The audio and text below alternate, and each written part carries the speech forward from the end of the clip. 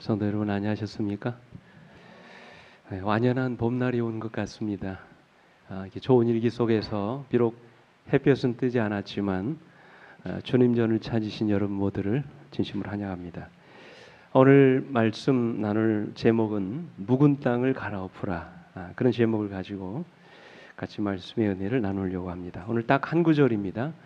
에레미야 4장 3절의 말씀 우리 한 목소리로 같이 말씀 봉독합니다. 준비되셨죠? 같이 말씀 봅니다. 시작. 여호와께서 유다와 예루살렘 사람에게 이와 같이 이르노라. 너희 묵은 땅을 갈고 가시던 불에 파종하지 말라. 아멘. 유난히도 길었던 겨울이 가고 이제는 완연한 봄 기운이 감도는 계절입니다. 얼었던 돼지 위에 새싹이 돋아나고 마른 나뭇가지에서 노란색, 붉은색, 오늘 아침 보니까 교회 앞마당에 목련이 터졌습니다. 해마다 이맘때가 되면 농부들은 수확을 위해서 파종을 준비합니다. 겨우내 얼었던 땅을 뒤집어 엎고 그 위에 거름을 주어서 땅을 기름지게 한 다음에 고를 파고 그 위에 파종할 씨앗을 뿌립니다.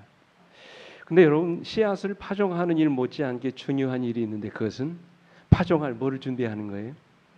땅을 준비하는 일입니다. 아무리 좋은 씨앗을 뿌려도 씨앗이 자랄 수 있는 토지가 준비되어 있지 않으면 아무런 소용이 없기 때문에 그렇습니다.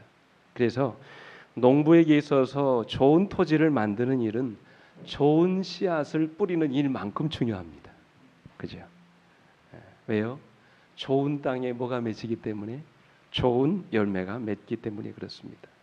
우리 신앙도 마찬가지라고 생각합니다.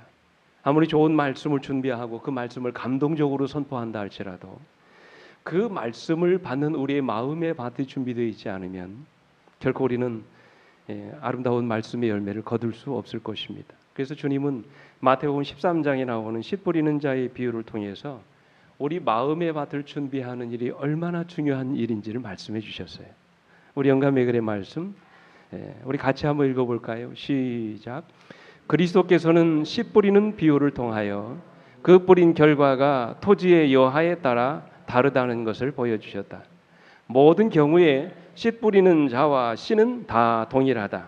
그렇게 하심으로 주님께서는 만일 하나님의 말씀이 우리의 심령과 생활 속에서 기대하는 소기의 목적을 달성하지 못한다면 그 책임이 말씀에 있는 것이 아니라 우리 자신에게 있다는 것을 가르치고자 하셨다.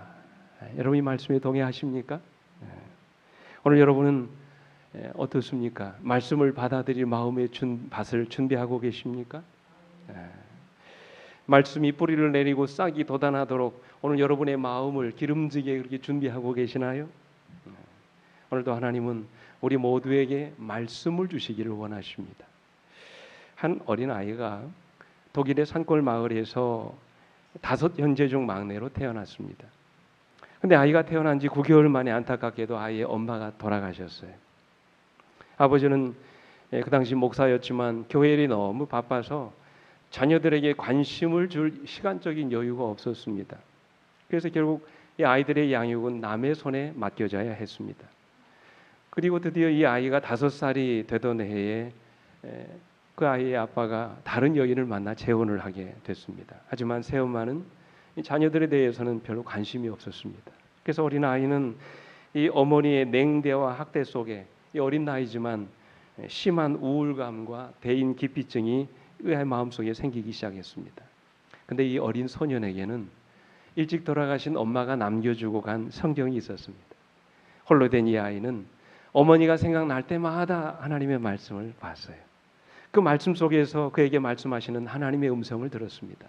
그리고 그는 그 속에서 어린 시절을 나처럼 불우하게 보낸 아이들을 위해서 내가 할 수 있는 일이 무엇일까 날마다 그렇게 고민하며 살았습니다.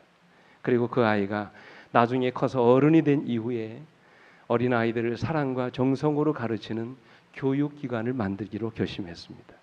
여러분 이 아이가 누군지 아세요? 바로 그 유명한 프리드리히 프레벨이라고 하는 그런 사람입니다. 불우한 환경에서 태어나 제대로 교육도 받지 못한 그를 유아교육의 아버지이자 세계 최초의 유치원 설립자로 만들어준 것이 무엇입니까? 바로 하나님의 말씀인 성경이었습니다. 그 말씀이 그를 이토록 위대한 사람으로 만들어 주었던 것입니다. 그는 매일같이 묵상하는 하나님의 말씀 속에서 하나님의 음성을 들었고 지혜를 얻었습니다. 그리고 그 말씀이 그의 삶을 이토록 위대하게 변화시켜 놓았던 것입니다. 그래서 오늘 선지자는 이렇게 말씀하십니다. 말씀을 듣거나 읽는 것만으로는 넉넉지 않다. 성경에서 유익을 얻고자 하는 자들은 자기에게 제시된 진리를 어떻게 해야 된다고요? 깊이 명상해야 한다. 그는 열심히 그 말씀에 주의를 기울이고 기도하는 마음으로 그 뜻을 알고자 하고 그 거룩한 말씀의 깊은 의미를 맛보아야 한다. 그렇게 말씀하셨어요. 그렇다면 우리가 어떻게 하면 이 말씀의 깊은 의미를 맛볼 수 있을까요? 여러분, 이것이 우리 모두의 소망 아닙니까? 어떻게 하면 우리가 날마다 우리에게 주시는 하나님의 말씀을 통해서 내 삶이 변화되고 내가 말씀의 은혜 속에서 그렇게 살아갈 수 있을까요? 오늘 예레미야 선지자는 우리에게 뭐라고 말씀하세요? 너희 뭐를 갈아엎으라고요? 묵은 땅을 갈아엎으라고 말씀을 하십니다. 씨앗의 문제가 아니라는 말씀입니다. 오늘 우리의 마음의 문제라는 것이지요. 말씀이 아니라 그 말씀을 받아들이는 우리 모두의 마음의 문제가 있다는 것입니다. 그래서 오늘 예레미야 선지자는 먼저 우리 마음의 밭을 어떻게 하라고요? 갈아엎으라고 말씀을 하세요. 그래야 그 안에서 우리 씨앗이 뿌리를 내리고 열매를 맺게 될 것이라고 말씀하십니다. 오늘 여러분, 그렇다면 묵은 땅을 갈아엎으라 하는 말씀이 뭘까요? 특별히 파종의 계절, 이 봄을 맞이한 여러분과 저의 이 마음 속에 이 묵은 땅을 갈아엎는다. 이 말씀의 의미가 과연 뭘까요? 첫째로 묵은 땅을 갈아엎으라는 이 말씀은 땅을 부드럽게 하라는 것입니다. 중요한 것입니다. 묵은 땅을 갈아엎으라는 말은 뭐 하라는 말씀이라고요? 땅을 어떻게 하라고요? 부드럽게 하라는 거예요.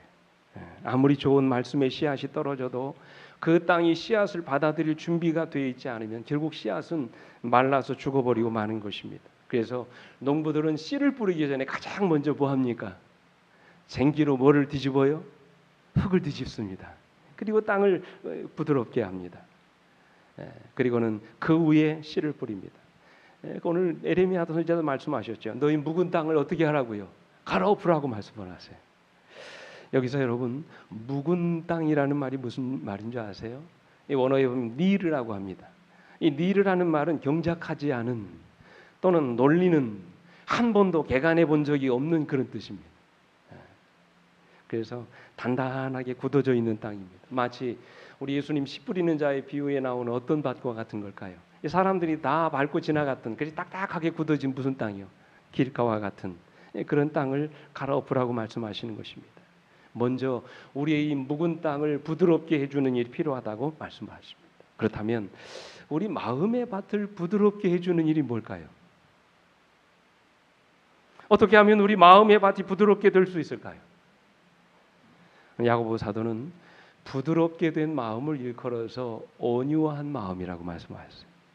우리 야고보 1장 21절 말씀 같이 읽습니다. 이 말씀 같이 읽습니다. 시작.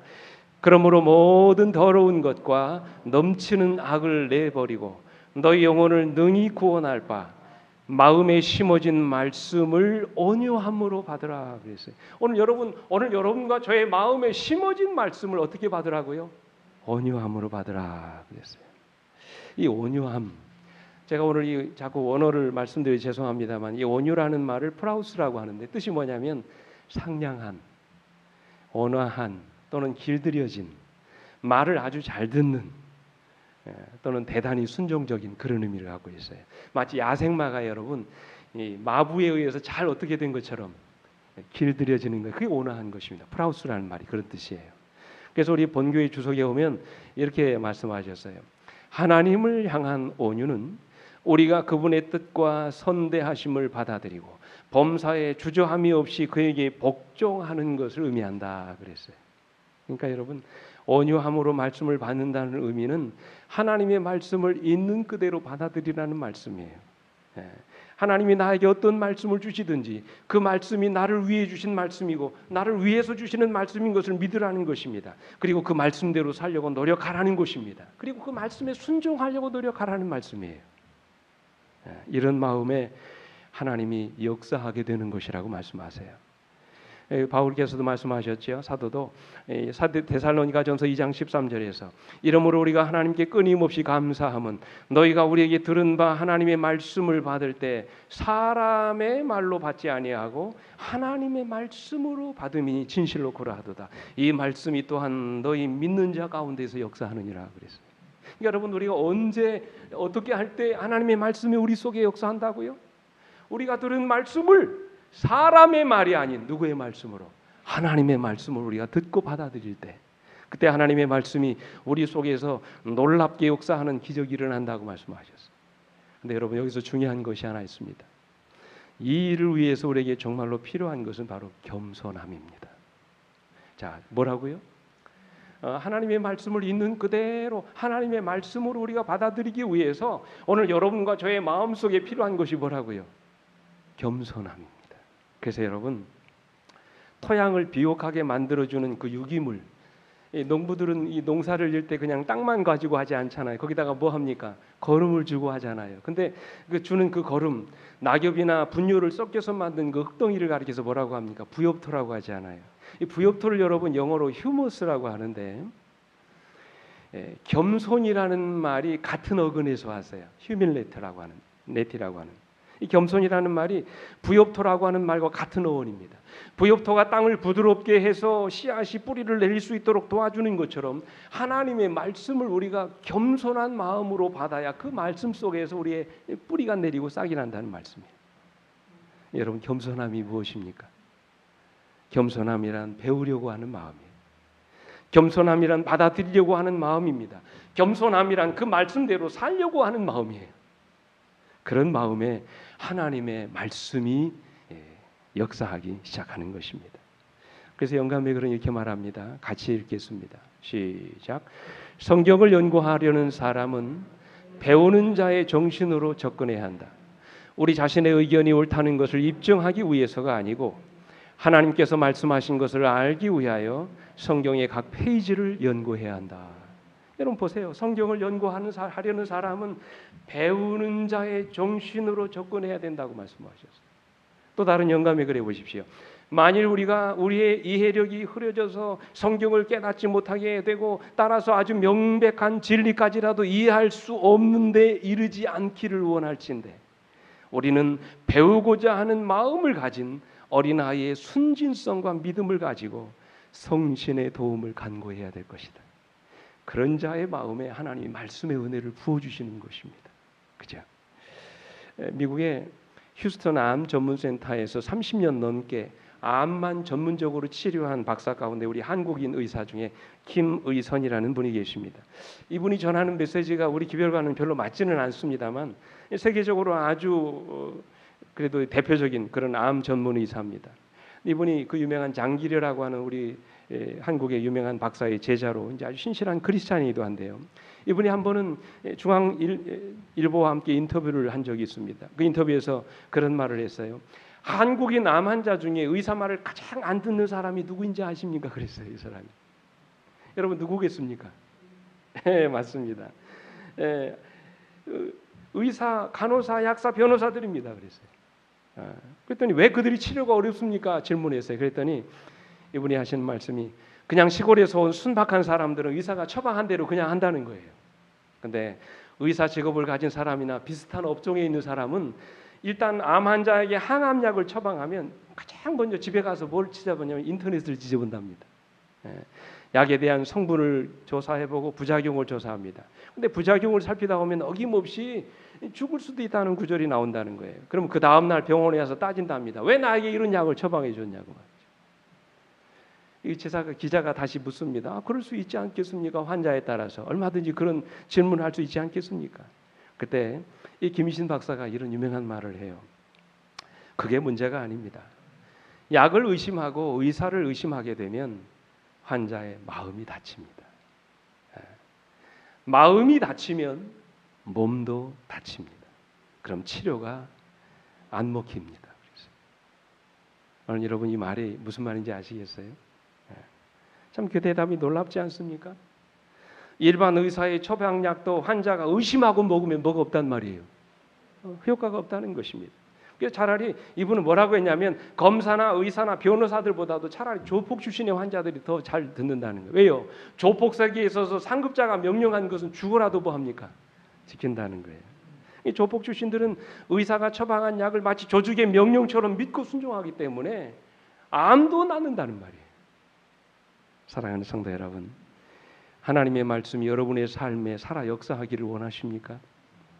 하나님이 주신 말씀을 의심 없이 받아들이시게 되기를 간절히 바랍니다. 먼저 우리 마음의 밭을 갈아엎어야 됩니다. 우리의 심령을 부드럽게 만들어야 됩니다. 겸손한 마음으로 하나님이 주시는 말씀에 순종하고자 하는 그런 마음을 갖게 되시길 간절히 바랍니다. 우리 마음의 교만을 다 내려놓고 오늘도 우리에게 말씀하시는 하나님의 음성에 이 시간 귀를 기울이시는 여러분과 제가 되기를 간절히 바랍니다. 그래서 바울이 말했지요. 같이 읽겠습니다. 히브리 3장 15절에 시작. 성경에 일러스되 오늘 너희가 그의 음성을 듣거든 경노하시게 하던 것 같이 너희 마음을 완고하게 하지 말라 말씀하셨어요. 오늘 이 시간 우리에게 필요한 것은 겸손한 마음입니다. 듣고자 하는 마음이, 배우려고 하는 마음입니다. 순종하고자 하는 마음이. 하나님은 이렇게 겸손한 자의 심령에 반드시 말씀을 주십니다. 그러므로 하나님의 말씀을 읽고 들으실 때마다 겸손한 심령의 소유자들이 되게 해달라고 우리 함께 기도하시는 여러분과 제가 되기를 간절히 바랍니다.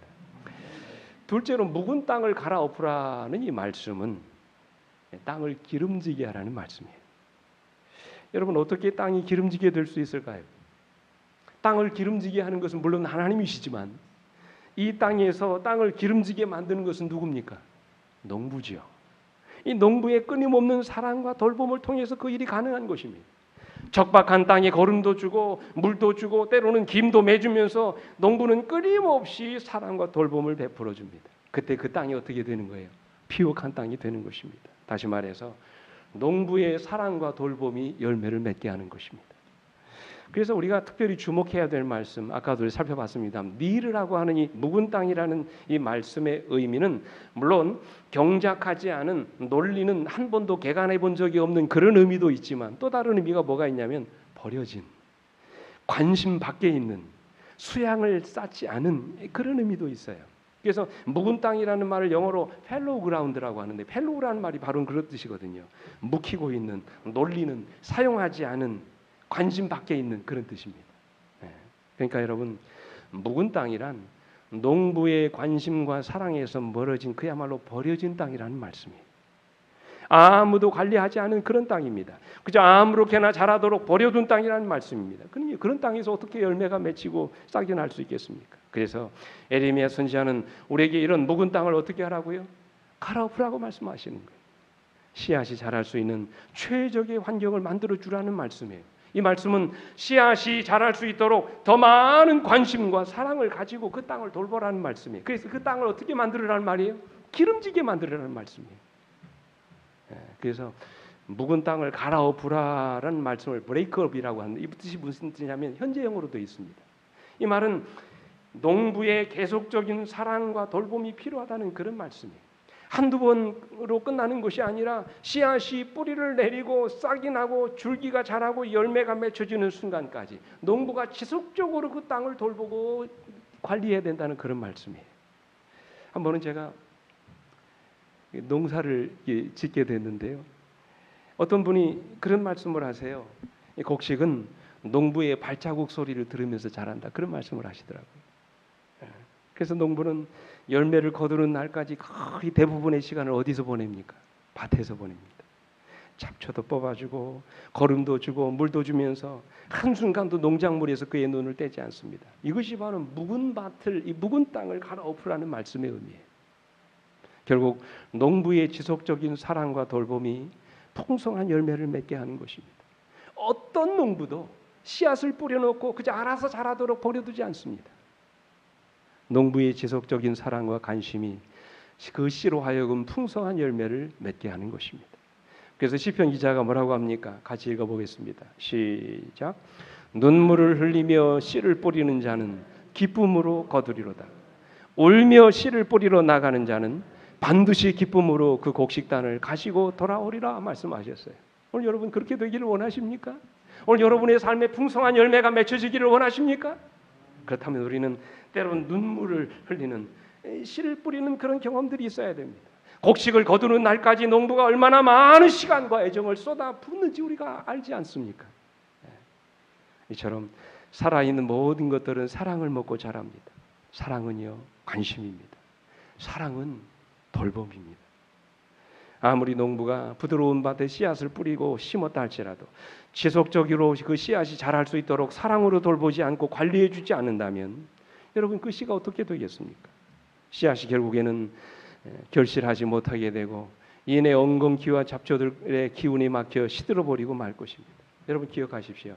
사랑이 열매를 맺게 되는 것입니다. 다시요. 뭐가 열매를 맺게 한다고요?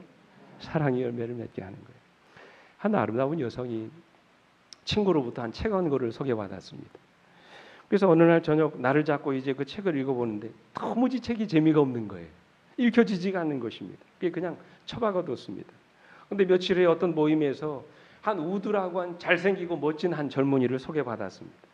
그리고 그 이야기를 나누는 도중에 이 여인이 먼저 말을 꺼냈습니다. 제가 얼마 전에 책을 한 권 읽기 시작했는데 그 책 저자의 이름이 바로 우드라고. 근데 당신 이름과 똑같다고. 참 우연치고는 대단한 우연이라고 얘기합니다. 근데 그 청년이 말합니다. 그 우연이 아닙니다. 내가 바로 그 책의 저자입니다. 그러는 거예요. 아무 생각 없이 나가서 만났는데 그 남자가 뭔 거예요? 자기가 얼마 전에 읽었던 그 책의 저자였던 것입니다. 그날 저녁 집으로 돌아온 그 아가씨는 그 우드의 책을 다시 읽기 시작했습니다. 얼마나 재미가 있는지. 밤을 새워 그 책을 다 읽었다고 그래요. 결국 그 여인이 그 책의 저자와 결혼을 했습니다. 여러분, 무슨 이야기입니까? 어떻게 해서 재미없던 책이 하루아침에 재미있는 책으로 변했습니까? 책을 쓴 사람과 사랑에 빠졌기 때문입니다. 사랑이 우리를 변화시키는 것입니다. 사랑이 우리로 관심을 갖게 하고 재미를 느끼게 하는 것입니다. 하나님에 대한 사랑이 우리로 하여금 그분의 말씀에 관심을 갖게 하고 사랑을 느끼게 하고 매력을 갖게 하는 것입니다. 그렇다면 우리가 어떻게 말씀을 사랑하고 그 말씀의 매력에 빠질 수 있을까요? 어떻게 하면 우리가 더 말씀을 가까이 하고 그 말씀을 사모하게 될 수 있을까요? 첫째는 시간을 구별하고 장소를 구별하는 것입니다. 어떤 것에도 방해받지 않고 우리의 삶에서 하나님의 말씀을 읽고 들을 수 있는 시간과 장소를 구별하는 것입니다. 그리고 그 정해진 시간에 날마다 하나님의 말씀을 읽는 그런 경험들이 우리에게 삶의 습관이 되어야 돼요. 그래서 선지자는 이렇게 말씀하셨어요. 날마다 일정한 시간을 내어 성경을 연구하며 하나님과 교통하라. 그렇게 함으로써 신령한 힘을 얻고 하나님의 은혜 안에서 어떻게 될 것이다? 점점 자라게 될 것이다. 또 다른 말씀에 오십시오. 만일 우리가 성경을 매일 부지런히 경건하게 연구한다면 우리는 날마다 어떤 아름다운 진리를 새롭고 분명하고 강력한 빛 속에서 보게 될 것이라고 했어요. 이해하면 이해하는 대로, 모르면 모르는 대로 정규적으로 말씀을 보라는 것이에요. 그러다 보면 말씀이 깨달아지고 날마다 그 말씀 속에서 새로운 진리가 깨닫게 될 거라고 말씀을 하셨어요. 그래서 시간을 구별하고 장소를 구별해서 정규적으로 말씀을 읽는 것 대단히 중요합니다. 둘째는 하늘의 지혜를 구하셔야 돼요. 말씀을 펴서 읽으실 때마다 그 말씀을 읽고 이해할 수 있도록 하늘의 지혜를 주시라고 기도해야 됩니다. 하나님이 우리에게 지혜의 영을 보내주셔서 성경에 감추어진 진리의 보배를 찾아낼 수 있도록 그렇게 기도하셔야 돼요. 왜 그렇습니까? 우리의 지혜가 짧고 부족하기 때문에 그렇습니다. 그래서 바울이 이런 말씀을 했지요. 고린도전서 2장 13절에 우리가 이것을 말하거니와 사람의 지혜가 가르친 말로 아니하고 오직 성령께서 가르치신 것으로 하니 영적인 일은 영적으로 하여 분별한다고 말씀하셨어요. 그래서 영감이 그렇게 말씀하십니다. 성경은 결코 기도가 없이 연구하지 말 것이다. 성경을 펴기 전에 먼저 성신이 우리 마음을 밝혀주시기를 구할 것이니 그렇게 하면 그렇게 하여 주실 것이다. 광명한 세계에서 내려온 천사들은 겸손한 마음으로 신의 지도를 구하는 자들과 함께 할 것이다. 여러분 아멘 아닙니까? 그죠? 우리가 비록 부족하지만 지혜가 없지만 우리가 말씀을 펴서 읽을 때마다 하나님의 지혜를 구하고 성신의 지도를 구할 때마다 하나님의 놀라운 지도하심이 말씀을 보는 여러분과 저와 함께 하신다고 약속하셨어요. 또한 하나님의 말씀을 가까이 하고 그 말씀을 사모하기 위해서는 무엇보다도 하나님의 말씀을 사랑하셔야 돼요. 여러분 기억하세요. 사랑이 이해를 낳습니다. 말씀에 대한 사랑이 없이 말씀을 읽거나 보게 되면 우리에게 남는 것은 그저 오해와 불평거리밖에 없습니다. 말씀을 읽을수록 의심이 눈덩어리처럼 커질 뿐입니다. 성경에 나오는 사건 하나하나가 다 불평거리고 의문거리고 의심거리밖에 되지 않습니다. 말씀을 읽을수록 그 의미가 더 분명해지고 명확해지는 것이 아니라 오히려 더 큰 혼란이 일어납니다. 우리가 가장 먼저 말씀을 보기 전에 마음을 준비해야 될 것은 그 말씀을 뭐 하는 거예요? 사랑하는 것입니다. 그것이 나의 생명의 말씀이고 내 인생의 지혜를 주시는 말씀이고 내 삶의 교훈을 위해서 주신 말씀이라는 그런 믿음을 가지고 그 말씀을 사랑하기 시작할 때, 사랑의 눈으로 그 말씀을 보기 시작할 때 비로소 말씀의 은혜가 우리에게 이르러 오는 것입니다. 그래서 선지자는 이렇게 말씀하셨어요.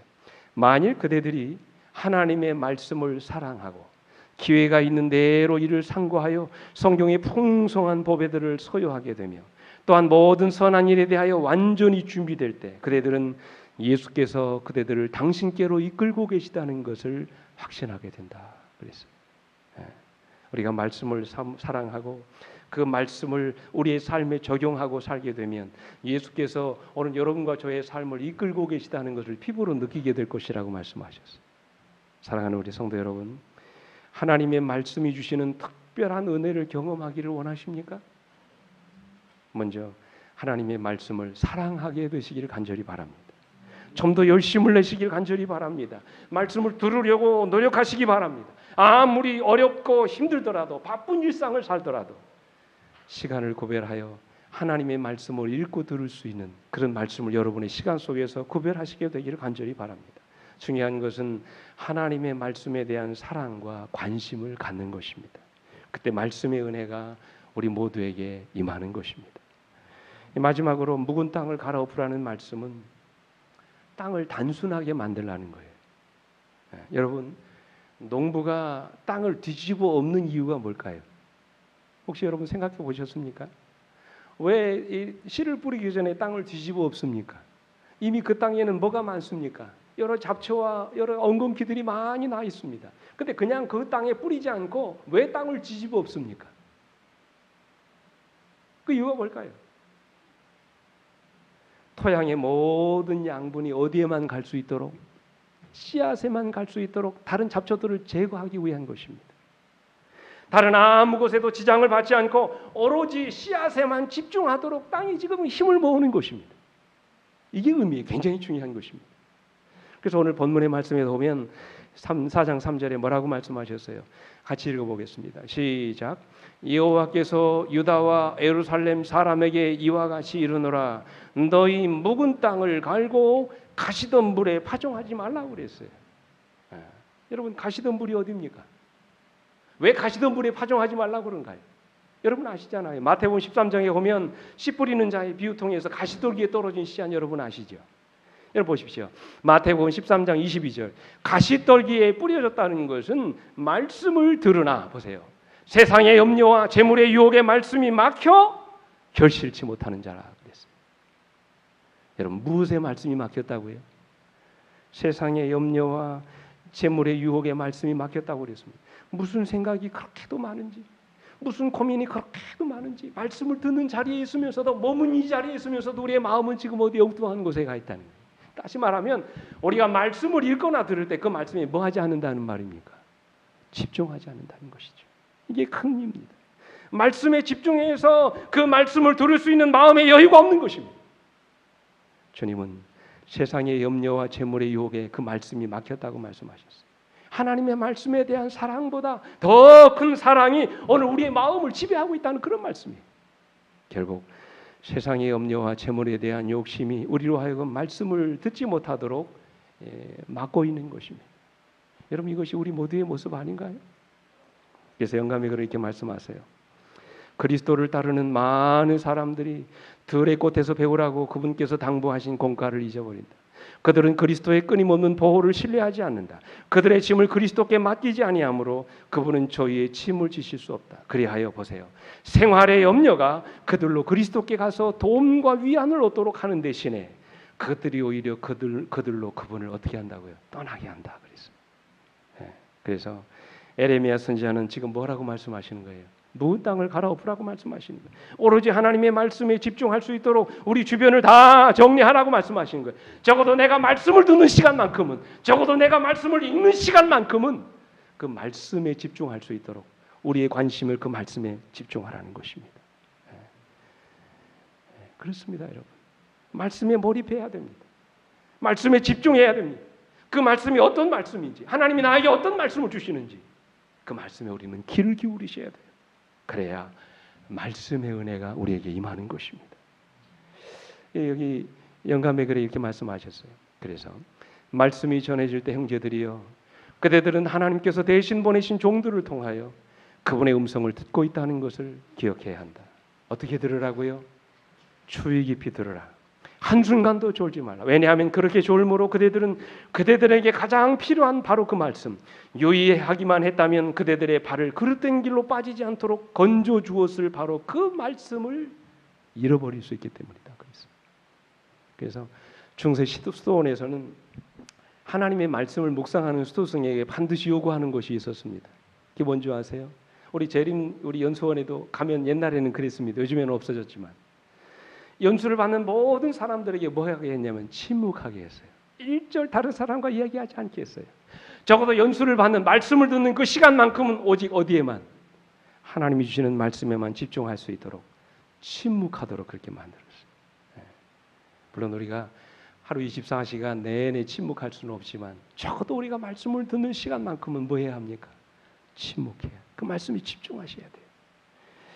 얼마 전에 돌아가신 그 여류 작가 가운데 박완서라고 하는 작가가 있습니다. 이분이 6.25 동란을 겪으면서 대학을 중퇴하고 한 가정의 어머니와 아내로 참 평범하게 인생을 살았습니다. 근데 이분이 늦은 나이에 문단에 이름을 올리고 한국의 대표적인 여류 작가가 됐습니다. 근데 이분이 쓰신 책 가운데 하나가 뭐냐면 한 말씀만 하옵소서라고 하는 그 책이 있는데요.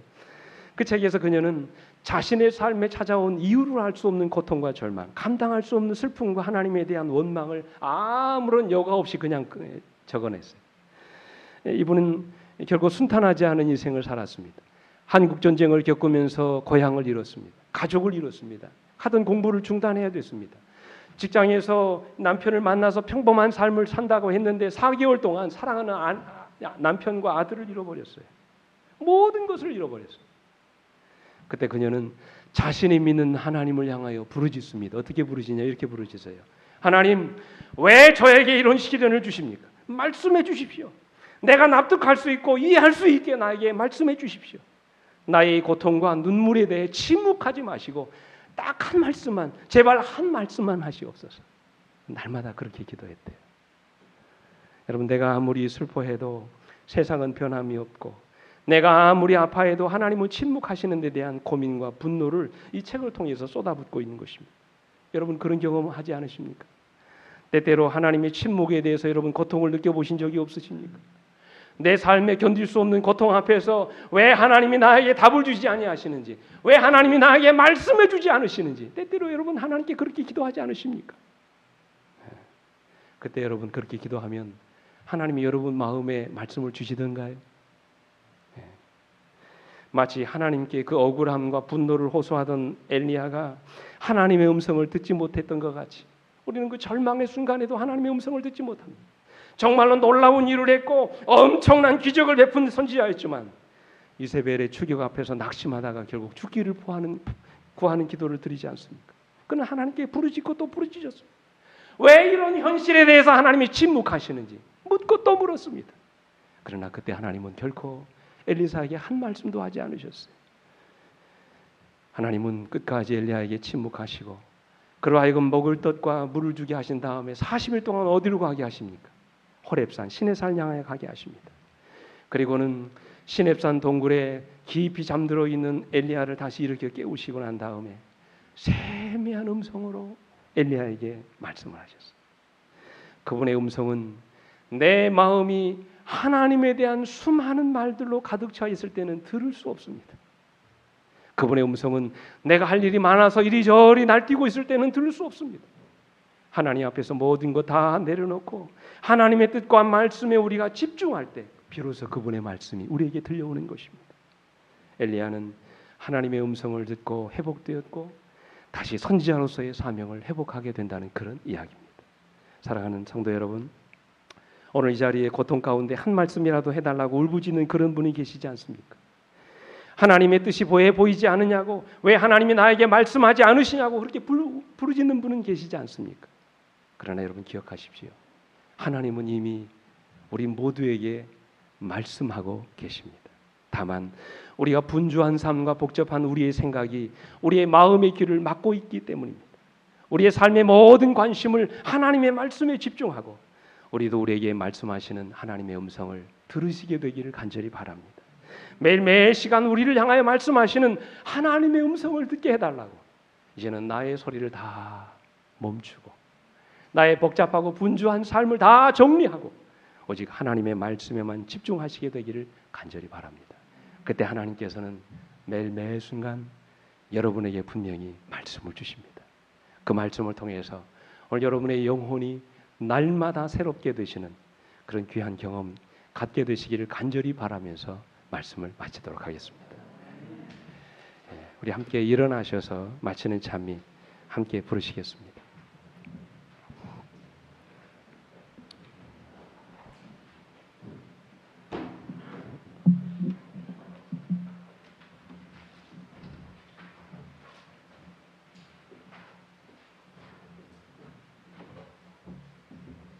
함께 마친 찬미 말씀을 생각하시면서 236장 찬양하도록 하겠습니다. 236장입니다.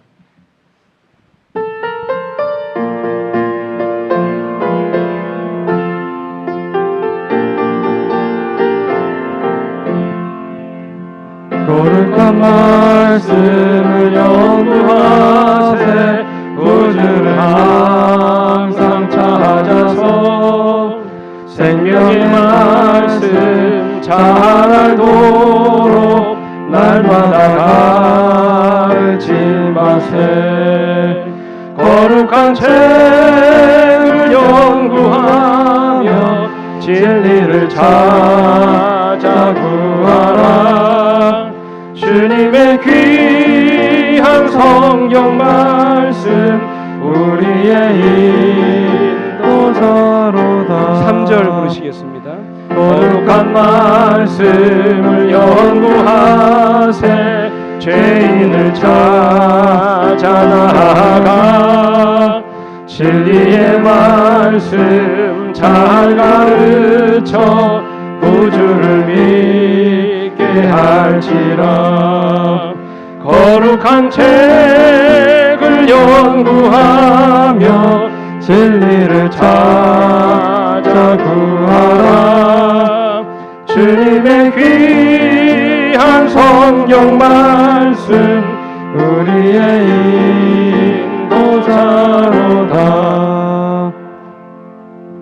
아버지, 매 순간 우리에게 말씀하시는 주의 음성을 듣게 되기를 원합니다. 험난한 인생, 어떤 길로 가야 될지 갈피를 잡지 못할 때마다 매 순간 우리에게 들려주시는 하나님의 말씀 속에서 그 답을 찾게 되기를 아버지 원합니다. 아버지요, 우리의 심령을 겸손하게 비워 주시옵소서. 나의 모든 철학과 주장을 다 내려놓는 겸손한 마음을 갖게 해 주시옵소서. 어떤 말씀을 주시든지 그 말씀에 순종하고자 하는 그런 온유하고 겸손한 심령을 우리 모두가 갖게 해 주시옵소서. 그리고 아버지요, 그 말씀에 집중하여 하나님의 말씀에 몰입할 수 있는 그런 마음들을 이 시간 갖게 해주시고 더 많은 시간 주님의 말씀과 구별된 시간 속에서 교통하고 그 말씀을 묵상하며 교제할 수 있는 그런 삶의 여유와 또 관심을 우리 모두에게 허락해 주시옵소서. 그래서 이 세상 버려진 것 같은 그런 존재가 아니라 날마다 우리에게 말씀을 주시고 우리의 삶을 인도하시는 그 하나님의 사랑을 하나님의 귀한 말씀 속에서 우리 모두가 경험하고 살아가는 우리 모든 서천교회 성도들 되시도록 은혜 입혀 주시옵소서. 이제는 우리 아버지 하나님의 놀라우신 사랑과 그 아들 예수 그리스도의 다함이 없는 은혜와 날마다 우리를 깨닫게 하시고 그 말씀에 따라 살아가게 하시는 성령 하나님의 감화 감동하심이 오늘도 우리의 묵은 땅을 갈아엎고 주님 말씀 앞에 새롭게 다가서기로 결심한 주의 종들을 위해 이제로부터 영원토록 언제나 함께해 주시옵기를 우리의 구주이신 예수 그리스도의 이름으로 간절히 기도드립니다. 아멘.